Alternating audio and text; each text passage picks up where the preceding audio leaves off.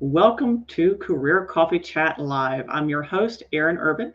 I'm a certified executive coach who focuses on helping emerging and evolving leaders remove career roadblocks so you can achieve more impact, income, and influence. And today I'm very excited to have Vinesh joining me all the way from India. So it is evening there. And if you are tuning in to Career Coffee Chat Live, I want to say good morning, good afternoon, and good evening for where you are tuning in around the world. As you hop on the show, come on in.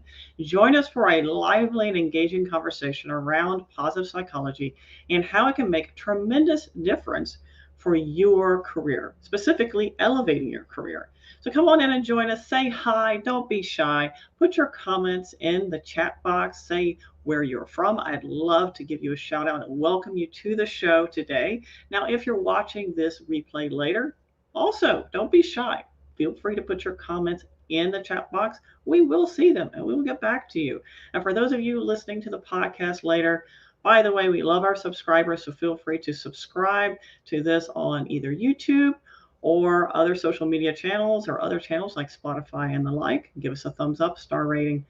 That is meaningful for you because it means a lot to us and we can continue to deliver this amazing content to help you elevate your career. So speaking of elevating your career, let's talk about what we'll be focusing on today.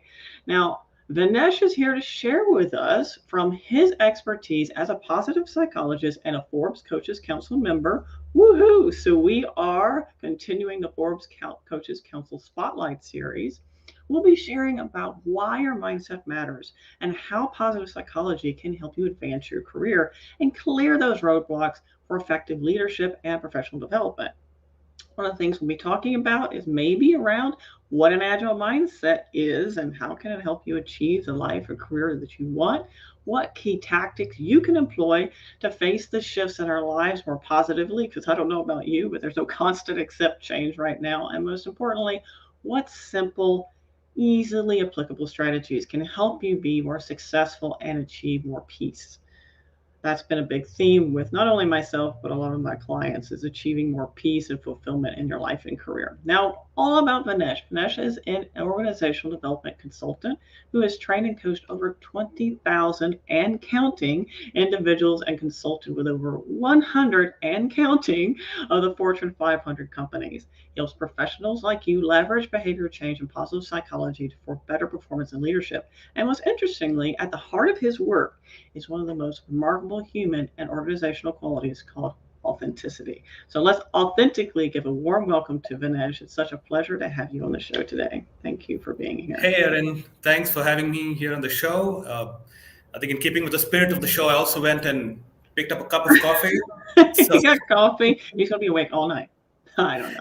You know, it doesn't affect my husband at all. He can drink coffee all day and does. And oh yes, yeah. It's not just evening in India. It's 9:30 at night. So I'm done with dinner, and here I am. So we applaud you for being on the show, and thank you so much for taking the time and sharing this space with us and sharing your insights about positive psychology. Now, I'm super nosy, and I love to learn from my guests about what got you into positive psychology? Why that focus? What was the catalyst? So, since this is a career coffee chat, I think I probably should say this. I have an undergrad degree in mechanical engineering. So, one of the things that a lot of people are trying to do with their careers is to find the right thing, find what suits them best, where they're going to be happy, and so on. So I sort of went through the journey myself, and it's specifically in the urban part of India, in the big cities, becoming an engineer or a doctor is, at least for a long time, was the two big things to do, and I was sort of victim of that. So like my brother's an engineer, my sister-in-law's an engineer, so that was sort of the natural next thing for me to do. So I did engineering, and then I sort of realized, I used to wait for exams to get over and go to this library and read psychology books. But it never strikes you that you can sort of make a living out of it, and you can actually make a career out of it, and so on. So after I graduated, I worked for a year or a year and a half as an engineer, and I used to work in the south of France in this place called Toulouse for some time, and then in Bangalore, and then I shifted tracks, and I moved into areas that interested me. So I started with, so suddenly my degree didn't mean anything anymore because Hmm. I was suddenly naked. So I started training on something which I thought I was good at, which is language, and then I moved on to I got a number of certifications. By then, I'd done a number of programs on NLP, okay, neuro linguistic Mm-hmm. programming. And basically, what happened in NLP, I'm sure you know about it, but for the audience here who might think it's natural language processing, because we have a lot of tech people nowadays. So NLP stands for neuro linguistic programming, and these two guys, John Grinder and Richard Bandler, they studied excellence, and they studied what's going well, and they sort of expanded on that. So they essentially studied these three therapists, Virginia Satir, Fritz Perls, and Milton Erickson. And they said, here are three therapists who are producing results. Let's see what they're doing right. And that really is what became NLP. So later when I did a master's in the University of Missouri, there was positive psychology as one of the subjects, and then I decided to specialize on it because that's exactly what NLP was about, and that's exactly what also I think it also sort of came to me a little more naturally out of instinct. Mm-hmm. I didn't obviously know there was a term for it, but then later I also realized that it was called positive psychology, and Yeah. looking at what's going well and gratitude, or what you like to call it. Yeah, yeah. A lot of people in the US, not everybody, but some people like to connect mindfulness with positive psychology and think that they're Mhm. almost one and the same. While they do share some characteristics, there's a difference because positive psychology, as you mentioned, focuses on what is going well, the science of success, if you will, and then how that relates to our behaviors, specifically our mental patterns, etc. So what's going on there and what can we control to shift the narrative, if you will, to bring about the circumstances that we want versus what we don't want, which Mhm. interestingly, as human beings, we tend to focus a lot on what we don't want. Right. Right. So, one of the well-known positive psychologists, Robert Biswas Dana, and his dad, Ed Dana. So, Robert talks about mindfulness as the Scarlett Johansson of positive psychology, or So nobody, nobody questions mindfulness, right? Nobody's gonna Yeah. say, "Oh, mindfulness, don't do it. It's not the right thing." But Robert Biswas Dan has been talking about this idea, saying that it's great to be mindful. I mean, it's great to be mindful as opposed to mindless, right? So, in that sense, it's great to be mindful all the time. But there's real value in also letting yourself drift. There's real value in just opening your window and staring out of the window or at the sky for extended periods. There's real value in being lost in something that you're doing, you Mm-hmm. know uh, the whole phenomenon of flow, which is very significant in positive psychology. So there's real value in it. So while mindfulness is something that you can use and tap into to make better decisions, to sort of enjoy where you are, I think it's also a good idea. In fact, one of the ways for you to, since this is a career coffee chat, for you to find out if a field is something that you like or enjoy, and if that's what you'd like to do, is to see how often you can hit that state of flow. How often can Hmm. you sort of get lost in what you're doing? And if Right. that never happens, if you're always on the watch, if you're always, the classic corporate employee who's watching the clock, he's definitely not lost in, or engrossed in what he's saying, in what he's doing. He's not experiencing flow. Mm-hmm. So I think it's a good way to look at it is to look at mindfulness as well as flow as well as XYZ as different tools, and pick out and use the ones that work for you. Mm-hmm. And yeah, I think that's what I think about what you just said. Yeah, well, thank you for sharing that because there is a distinction. It's important to understand that. And then I don't think people understand what the benefits are to positive psychology. Like, why should I even care? Is a lot of Hmm. people, I do this mindfulness, I do yoga, or I do meditation, or I have a gratitude practice. Well, those are great tools. What does positive psychology have to do with a better results in your career, etc.? What are your thoughts? Well, so I must say this. Once I was on this trip, and I had a layover at Amsterdam, at Schiphol Airport, and there's this the guy at at immigration. He was checking me, and he said, "What do you do?" And I told him what I do, and he said, "So is there something called negative psychology?" And let's That's clarify great. that there is something called negative psychology. And the reason I'm saying this is so negative psychology is studying things like stress, studying the negative emotions, Mhm. studying breakdown, studying depression, and so on.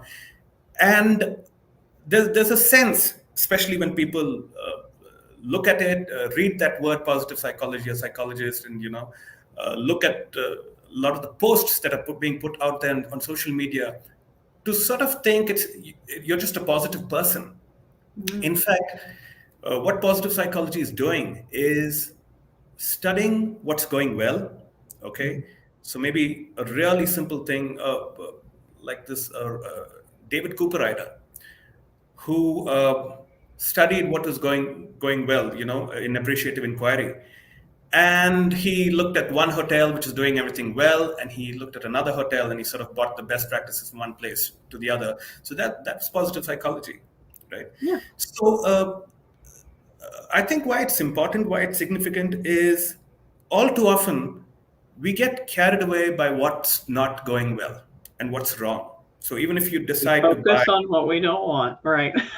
exactly, we focus on what you don't want, right? So even if you want to buy, if you want to go on Amazon and buy a mobile phone, a watch, a book, whatever, so you're going to go to the reviews, and a very highly rated product, the reviews are like 4.5, but you still want to go and read those You want to look at those one single star. stars. Yes, you want to read those single stars, you want to read those double stars. And Yeah. of course, there's going to be negative feedback. Mhm. There are always people out there who hate everything. Uh, Also, I must say that the whole idea of positive psychology is, it's not just about happiness, but it is about happiness, but it's not just about that.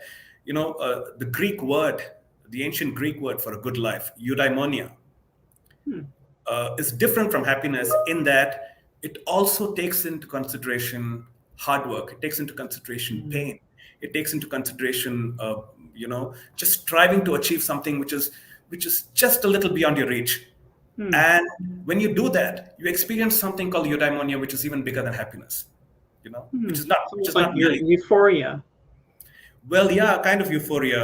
Mhm. But why that matters is it respects the fact that there could be pain, there could be hardship, there could be difficult times. And that doesn't, it's not as if positive psychology discounts that and says, Right, right. let's throw this out of the window, because exercises like, like the gratitude list uh, could easily make somebody think that we're only looking at what's going well, and we're not Or sort of, ignoring. Yeah. yeah, Oh, pushing wow. stuff under the carpet. I want to say hi to Mariama tuning in from YouTube. Thank you for tuning in. And as you hop on the show, please say hi, say where you're from. And if you have any questions, drop it in the chat. We'd love to answer your questions. That's what we're here for. We're here for you. So yeah, I really that really resonates with me because I do feel like because of the term positive, that people feel like, oh, okay, positive psychology. That's when you stick your head in the sand and ignore, well, Right, life. It's like, no, that's not what it's about at all. In fact, right, it's understanding that our life process, our career process involves all things. And out of those things, what's going well, what's working for you, where is your energy, what lights you up? Can you follow that? Can you follow that path? And like I tell people when they're thinking about career clarity, for example, right, your ideal next best step is the intersection of your strengths, interests, and expertise. Mm-hmm. I don't mention your ideal next best step is the intersection where it drains you and you're miserable. That's where you want to go away. You want to shift away from that. We're Right. not saying that, oh, it doesn't exist. Just be mindful and grateful and be zen today. No, Mhm. that's not the point. That doesn't make it go away. Let's see Right. what we can learn from the data that we have to inform a better decision. So we're Mm-hmm. looking about what is positive, what is the positive data points, connecting those dots based on whatever kind of goal that you have. If I'm to break that down, is that fair approximation? Yeah, I think that's fair to say. I think it's while you break that down, maybe that's what you just said is an important piece. There are loads of books out there which tell you all sorts of things about what's important, what's the right thing to do, why it matters, and so on. But the amount of the book which focuses on exactly what to do. So I've also been sort of I have a podcast and I've been interviewing people just like this, and one of the things I asked them was about what lessons they learned in life and how somebody else could do the same thing. So Fantastic. my podcast is called the Positive Behavior Podcast. I want to be on your podcast. Oh yes, thanks for the shout out. Now I've got him on public. Now we got him on live. He has to say yes, all right? This is so Erin. So there's yeah. So when you ask people like what should you do? What should you do to be happy? They're gonna tell you all sorts of things like focus on what's important. Don't let what matters in your life be at the mercy of things that don't matter. Mm-hmm. Look at the brighter side, and so on and so forth. But very few of them actually end up telling you, just like the books, actually end up telling you exactly what to do.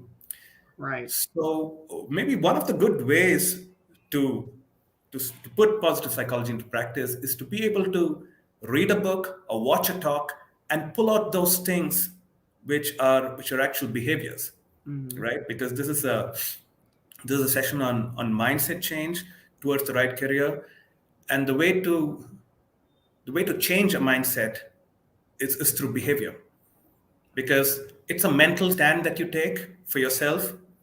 And one of the books that really became popular over the last 10 years is the growth mindset by Carol Dweck. Mm-hmm. And I think what I really like about the book, and I would imagine a lot of people like about it, is that she talks about how she herself had a fixed mindset and she was able to change it. Mm-hmm. So a mindset is a stand that you choose. It's a club. It's a club that you create It and you is. become the member of. Right. Oh, this is me, and you just have to get used to me. That's Exactly. that's fixed Exactly. mindset. Yeah. I want to say hi to Venice Elder tuning in from Houston. Good to see you, Venice, this morning, or for where you are tuning in from the world, be afternoon or evening or middle of the night. I don't know. So yeah, I mean it's like justifying. This is me. Get used to it. And what's interesting though, I would like to really briefly, if that's okay, tie that back to authenticity because we have some very interesting behaviors going on right now. We have Right. this authenticity movement, which I think is fantastic. Yes, absolutely. We need to have more DE&I, which is a part of that, accepting people as they are as humans and embracing diverse, not only, but it's just, here's the thing DE&I is not just the color of your skin. Okay, it's where you come Right. from. It's your belief structure. It's your religious structure. It's what you eat. It's what you Right. think. There's a host of just a very deep and complex strata Mm-hmm. here. And Mm-hmm. being able to accept that. And also know that in every culture you go into, you live and work and play, there are a certain set of rules. Right. So what I'm seeing now is, okay, we have these certain set of rules or whatever culture you happen to be operating in that maybe this person doesn't like. Right. You're like, well, I'm just authentically rude. So I'm going to be my authentic self and I'm just going to be rude. Mm-hmm. Mm-hmm. Well, does that really work? No, I don't think so. Yes. Now that you brought that up, let me just say a couple of things about that. Now, yes. Just to sort out the DNI part of it, I'm not the DNI expert, but I keep telling organizations, and I've also been invited a couple of times to be on a Women's Day panel or on a panel discussion where this happened to come onto the table for discussion. So I think, the day when this will really come to life is when companies stop, announcing news like General Motors has the first female CEO. So what? Right. I mean, You it never should say, be you know, it never should be say Google normal. had Google has a third male CEO, or or whatever. So it's just a given, and I think when it becomes a given, it really is put to, what should I say? That's when the tire meets the road, and Mm, it's coming to life. right. The other thing about um, people's behavior and how you're going to use this, the authenticity part of it, at every instant you sort of have a choice. Okay, like for example, if you just leave everybody out, if you just take yourself, and if you say my approach to authenticity is to be genuine, forget about others, forget about social media, just myself. So you have a choice almost every single day, every hour. Like for example, I logged on a few minutes ago, and just for the audience here, there was a charming moment before we started, when Erin told me that, look, I'm going to start talking, and then you're going to be there, you're going to wait, and then I'm going to bring you in. Now, does that mean both of us are being inauthentic, and that we're not being authentic enough? So at each stage, I think you have a choice to say, oh yes, I did call you when you probably actually didn't, or you called somebody and their line was busy, and you say, oh yes, I called you, and your line was busy, I called you twice but you just called once. So one of the things is about lying to Mm-hmm. yourself, lying Mm-hmm. to other Mm-hmm. people, and you always have a choice to tell the truth. Now I think with Jordan Peterson's recent book, 12 Rules for Life, and one of the rules is to always tell the truth. And like you said, the other side of that is, am I going to, if I meet a difficult client, say, oh my God, you're such a difficult client? Am I going to say that? Because we're Well, not we have a saying choice not to say things too. We don't correct. have to say You don't everything. have to say it. Yeah. So a good way to look at authenticity, because these two extreme sides makes it sort of difficult to work with, right? A Mm-hmm. good way to look at it is to say, these are the things that I stand for. These are my values. Okay, forget about what Jordan Peterson says. My value is being honest. My value is I will do work that aligns with what I stand for. Mm-hmm. My values are I'm going to always be there for the people who are close to me, and so on. Mm-hmm. So I'm just making up these random things. But once you define that for yourself, once you say that this is really me, and this is what I bring onto the table, this is what I stand for, then you have a sort of metric. Then you can say, now today I've been authentic or I've not been authentic, and it's really not a game with or against anybody else. It's just with yourself. Right. We don't have to be defiantly authentic. Correct. That's not necessary. I'd Hmm. like to circle back to the positive psychology and really focus on a part of it that resonated with me, specifically around career growth, elevating your career, seeing opportunities and moving forward, capitalize on momentum. And one Hmm. of that is positive psychology looks at what's going well. Right. So clearly, this has a lot to do with how one might grow in one's career if you're Hmm. leveraging what's going well for you. Can you Hmm. share a little bit about what maybe that structure looks like, or is there some steps, tips, or easily applicable just ahas that people can Hmm. latch onto? Yeah, sure. So maybe one of the things to do, first of all, just to carry on the story from authenticity, Mm-hmm. is to decide and choose things which you stand for. So don't take up a job because it looks good on paper, because it's a big brand, and it's Mm-hmm. great to work for. Let me not name somebody, any company, but it's great to work for the big four companies in the world or whatever. So I think that's the first thing, is to choose something, because if you're not doing that, it's bad enough to be able to choose something and end up with the wrong thing. It's even worse to be able to choose something which wasn't even your choice. you know so Right. that's really, I think, the first step, to pick something out of your own uh, decision and not because of somebody else, or because someone else wants you to be the CEO of a certain company and so on. Mm. The other thing is, since we're talking about positive psychology, one of the definitions, or one of the fundamentals of positive psychology is this concept called PERMA. Okay, Mhm. PERMA. So P stands for positive emotions. So pick a job where you get to experience more positive emotions. Hmm. And if you're a sales guy and you hate meeting people, and what you really look forward to are the weekends and the Mhm. evenings, then in your work life you're hardly experiencing any positive emotions, because every day you're going to be like, oh, I have to go meet these people and people again, and then I come back and there are people at home. So, that's the first thing to And look you at. really like data and you want to dive into the metrics, but you don't want to make the phone call. That's a dead ringer that you might want to consider being a data Correct. analyst instead.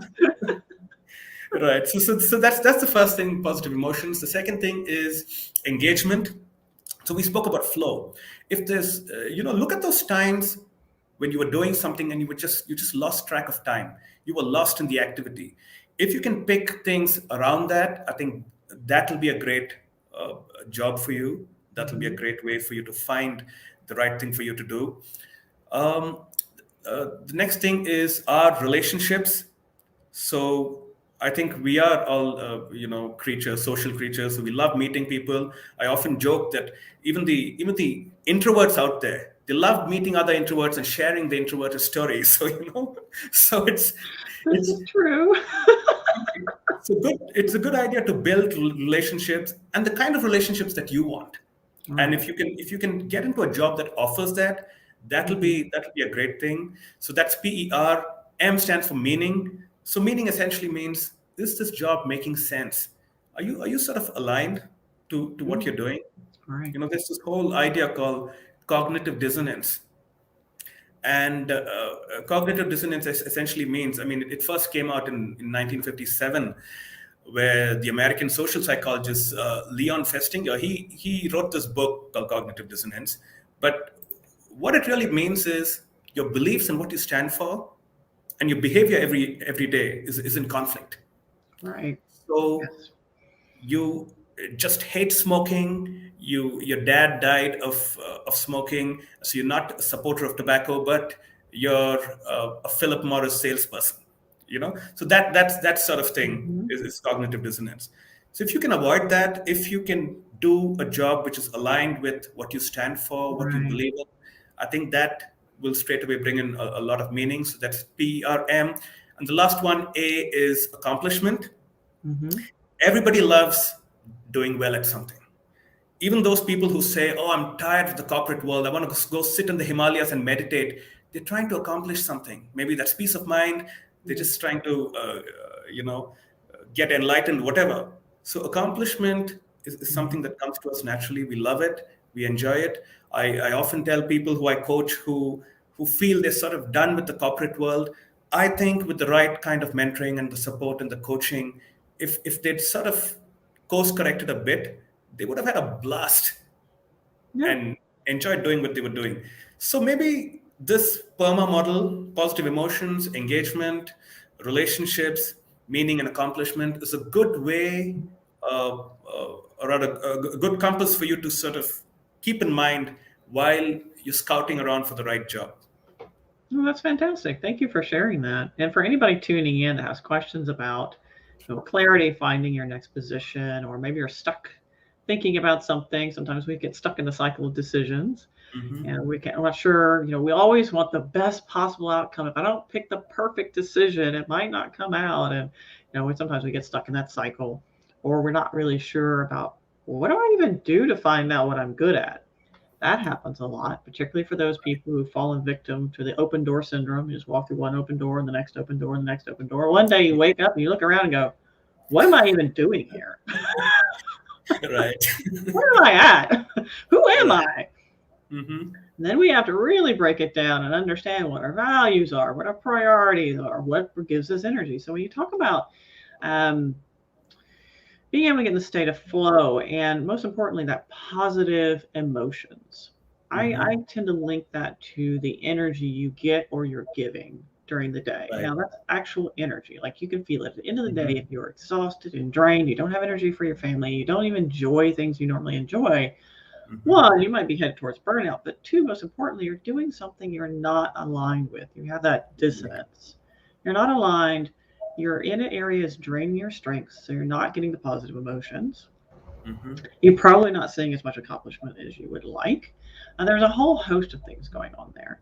So Right. it's important to be in a space where most of the time you're receiving that energy based on your natural work style. And everybody's is different, and that's fine. By the way, not everybody has to be the same. That's fixed mindset. Everybody has to be like me. Mm-hmm. No, everybody's different, and it's great. Right. Yeah, and finding that space where you can show up more authentically, Mm-hmm. more aligned, with more energy, and at the end of the day, at least, if not striking a neutral balance, at least be ideally in the net positive. You're coming home, True. True. or logging off. The day of remote work now, we're not just going home, we're logging off, whenever that is. For some of you, stop working late. So, what are your thoughts, Vinesh?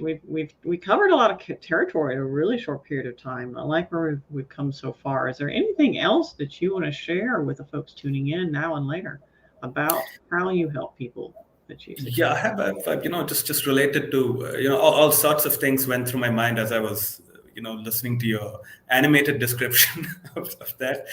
So you spoke about values, and I think that's another sort of internal compass to use. So what really matters to you in a job? And I've asked this to a lot of people, and they'll typically say something like money. I have to learn a lot, and you ask them more questions. Why is money important? And they say they have to buy something, get a house, get a mansion, get a car, whatever. Why is that Mhm. important? They want to feel comfortable.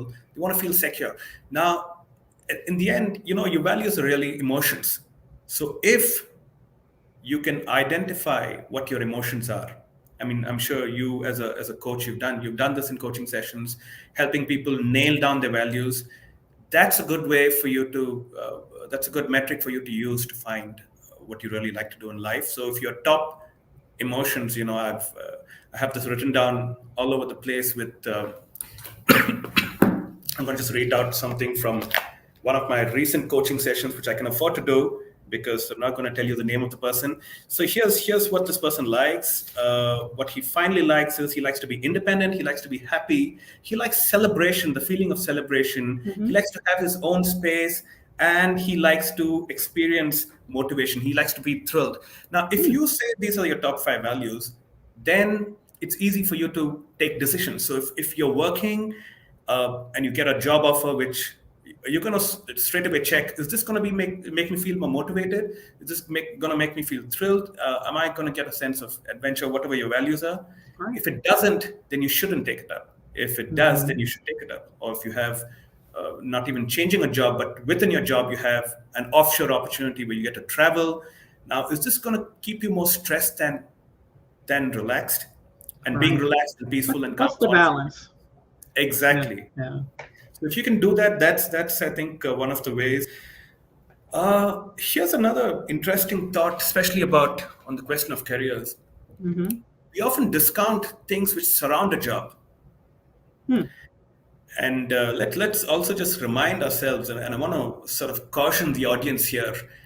This whole idea of enjoying work is a pretty recent phenomenon. It's just been there for the past couple of years. That's true. I'm laughing because I have an idea. Yeah, go ahead. So, work was not supposed to be fun. It was supposed that's why it's called work. It's supposed to be hard. You work and then you rest on the weekend, you rest on Sunday or whatever.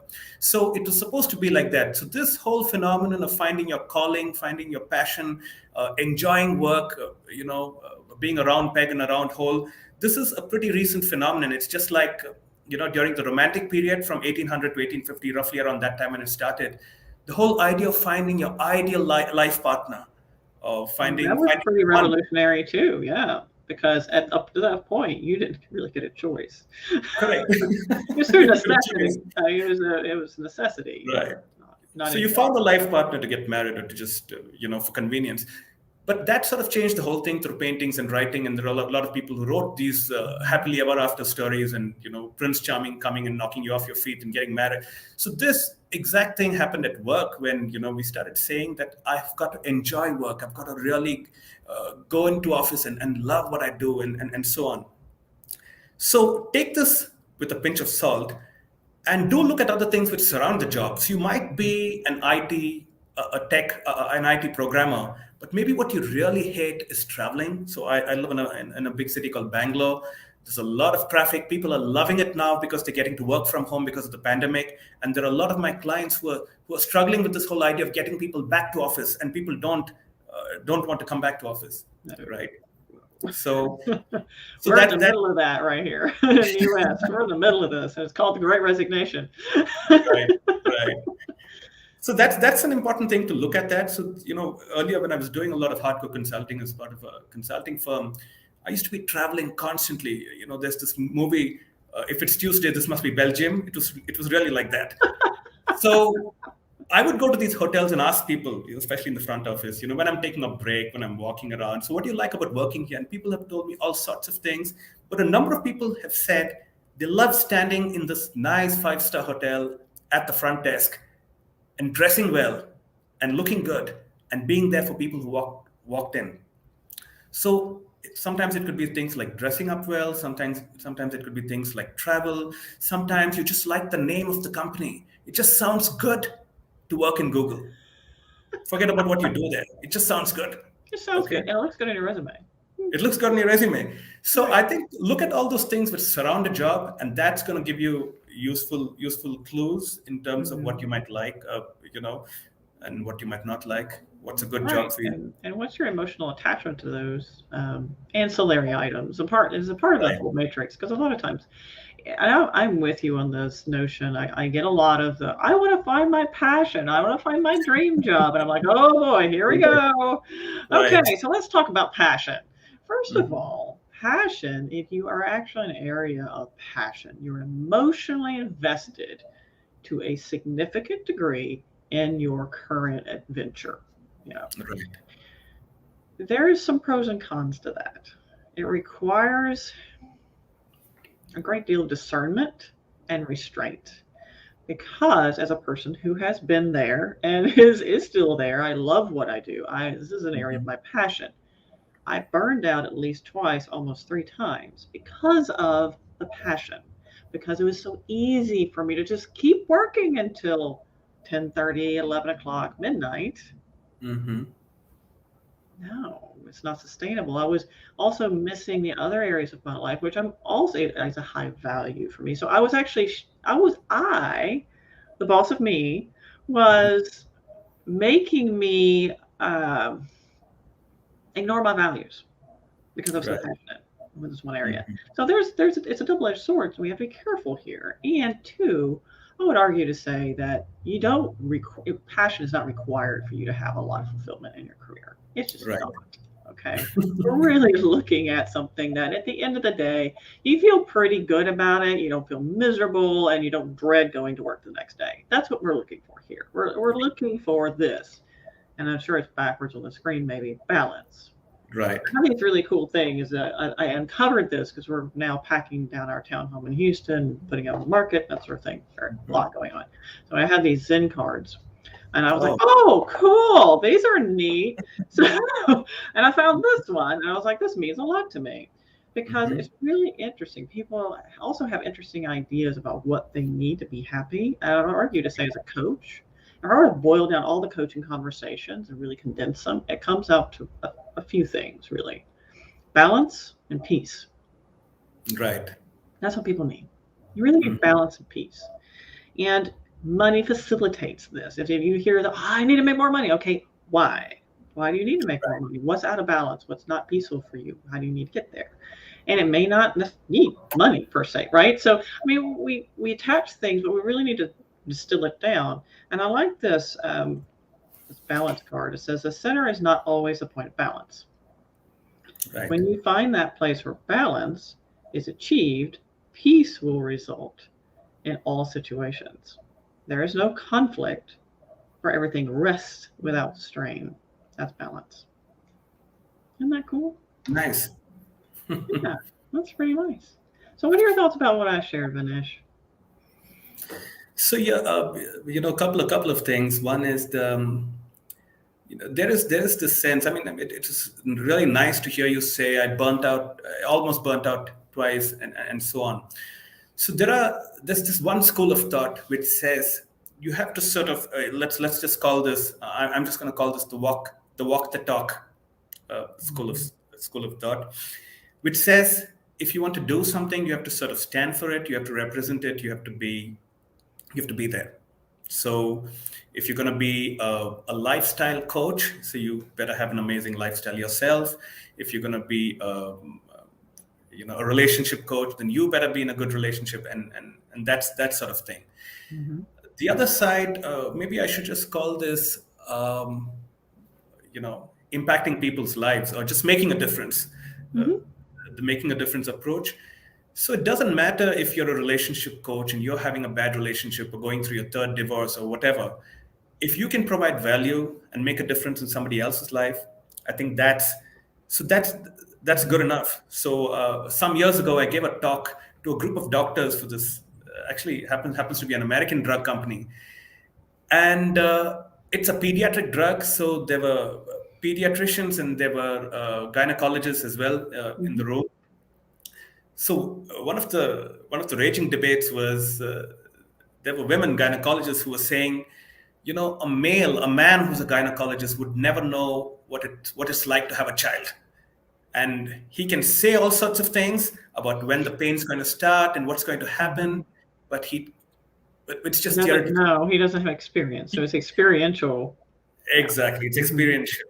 So these people were really coming from the walk the talk school of Mhm. thought that I mentioned, because then a lot of the men out there who were gynecologists said, "So you're saying if you have to be an oncologist, you have to have first had cancer, and then recovered, and only then you can be an oncologist."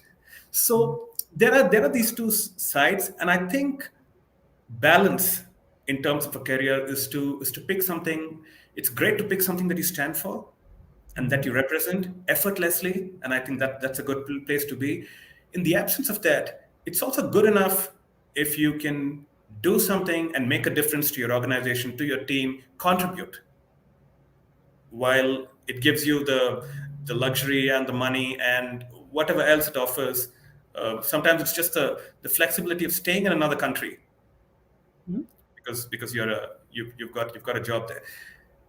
As long as it does that, I think that's good enough. I think that's a good way to look at balance in my view. Right.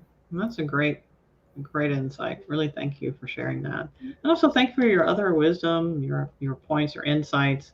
I like the steps that you provided. PERMA is what it was. PERMA. Yeah. Hmm. So that was very insightful. And for those of you tuning in later to either the live show or the podcast, feel free to reach out to either one of us if you have questions. We're here to help. That's what we exist for, after all, is to make a positive impact on your life.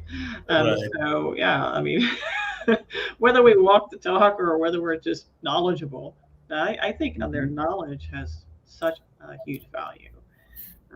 And maybe I'm just saying that because I'm a nerd and I like to learn things. Hmm. However, I feel that knowledge is very helpful too. So you don't necessarily have to have, I don't know, had an escalated situation at work of a specific variety in order to coach somebody through it, in other words, right? So if that makes sense. So the knowledge helps tremendously. So we're your knowledge guys and coaches. So reach out to us. And it's a deep pleasure to see all of you that's tuning in today. And it's a deep pleasure to have you on the show, Vanessa. I'm just really happy to have you here. So thank you for sharing your evening with us and your coffee. And he's not going to sleep for the rest of the night. It's all our fault. But Thanks, Erin. Thanks for having me over. So do you have any other questions before we wrap up? I don't have any more questions. But if somebody does have questions after the show, then we'll be happy to answer that. We can see those posts and we'll be notified and we'll be happy to So answer any questions. I'm just looking at something here, and I want to probably just share this last thing before we wrap up. Sure. Uh, where we often when we're talking about a career, we try to find the right thing. We try to see what's aligned with what I like and those sort of things. Mm-hmm. But here's an interesting idea. There are a lot of things which you can pick, which aren't domain or specific to a particular industry or a kind of job. So, for example, hard work. Hard work is going to be useful whether you work in Amazon or Google or DHL or wherever, or if you're just running your own show. Likability and things like sticking to your promises. Like some time ago, Jeff Bezos said, some things will always work. Customers will always want things fast. They're never going to say, "Oh God, this parcel reached here on time." How ridiculous. Isn't that what you're supposed to do? Yeah. So some things which just work universally. So if you have to pick something to work on, if you're still uncertain what's the right job for you, what's a good career option, pick things like being able to work hard, pick things like being able to deliver or stick to your promises, getting along with people who aren't like you. Pick things like likability, because those are qualities if you build, you'd be able to sort of breeze through a lot of career options and the great allied or behavioral skills which lead to a satisfying and fulfilling career. Yeah. Right. You touched on something, and it's definitely a really good note to wrap up our show today. I study success as well because that's what I do. I'm a career advancement coach. That's what I do. So in order to do that well, I study success. And really, if you want to boil down the most effective success strategies in the U.S. particularly, it really is around interpersonal relationships and how you handle them, and EQ or EI, and emotional intelligence. So it doesn't necessarily have to do with you being perfect at what you do. Mm-hmm. It doesn't necessarily have to do with you volunteering for everything and not saying no. It doesn't necessarily have anything to do with you being an overachiever. It doesn't have anything to do with how awesome you are at the technical nuances of your job. It has a lot more to do with those interpersonal, relationship, EI capabilities. Now, I'm not saying that we should ignore our skills and abilities. And again, in all things, absolutely, it's like language proficiency. So if you can speak well, if you have great language proficiency, you can be a technical expert. You can work in a bank. It's going to help you in a number of areas. So. So we have a very interesting comment here before we wrap up the show. He says, "What do you think of this concept?"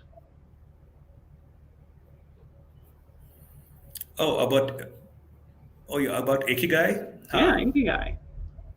So here's what I think. I think it was Ikigai became a bit of a buzzword some time ago. And one of the things, I can tell you what I think about it. One of the things I like about it is it's looked at different dimensions and said, if these two overlap, that's your passion. If these two overlap, that's your profession. That's a good thing to find, and so on.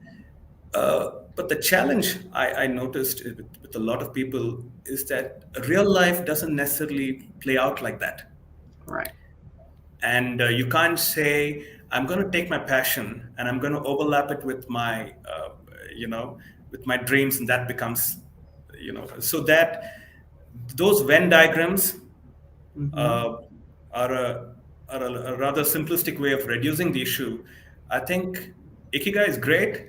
The main thing is for you to be able to take it and customize it to your life and your life situation and your, the stage of your career you're in and what you really like to do and those sort of things. Yeah, I prefer, instead of Ikigai, is a unsexy, boring list. And that list has two categories. And one category is the task and situations that you get energy from, that excites you, get energy from. And the other list is those tasks and situations that drain you. You don't look forward to them, you hate them, they're just, Have Right. those lists and let that inform your decisions because when that open door shows up, instead of just walking through it, you can say, okay, Hmm. now is this opportunity more largely in the drainer section or the energy giver section? That Right. will just, and it's not sexy, it's just a list and it's super Hmm. helpful. Right. And we don't So have to that, do an ikigai or a Venn diagram or a data analysis, and we don't even have to, shockingly, take a work style analysis. yeah, that's good. That just reminds me, Erin. This is something that I've urged a lot of people in B schools to do, as well as people who are wondering what to do next. Early career professionals. It's what I call the interview, Mm. where you go talk to at least 10 people who are doing the kind of job that you'd like to get into. Yes. There were a lot of these things which. I think Barack Obama was in many of them where they interviewed him and said, "What's it like being the president? What's it like in the White House? Do they wake you up in the middle of the night? Do you have to come out in your pajamas? And do you have to, So people seem to know what it's like to live in the White House and they seem to know much more about what it's like to be the president than what it's like to do their next jobs, right? Mm. So it's a great idea for you to go talk to people, reach out to people on LinkedIn, reach out to people online, interview them, take them out for dinner, and ask them, what do you do at work? What happens from morning till evening? When do you lose sleep at work? Mhm. What's a dry day like? What's a tough day like? Uh, what do you really enjoy about doing it? Because we often get to see just the highlights, and we think that's the whole field. You look at somebody and you say, "Oh wow, what an actor! I see him on screen, and I want to become a Hollywood star." But you discount, It's hard. right? You discount waking up Oh, at hard work. 4 in the morning to get a sunrise shot, or something like that. So You it's a you great just count the millions of auditions and the millions of rejections, and I mean, I forget how many times Jim Carrey was rejected before he became a Hollywood star. So I mean, it's just like, yeah, you don't see that side of it. We call those Yeah, I mean, I informational haven't, interviews. I haven't worked with any Hollywood star. That was just an example. But the point is that it's great to talk to people who are doing the job to get an inside view of what it's like before you actually sign up for it. That's fantastic. Yeah. That's a great way to wrap up the show. Thank you again, Vinesh. Thank you all for tuning in. It's been a deep All right. pleasure having you on the show. Have a deep pleasure here being present with all of you. And until next time, my friends, keep elevating.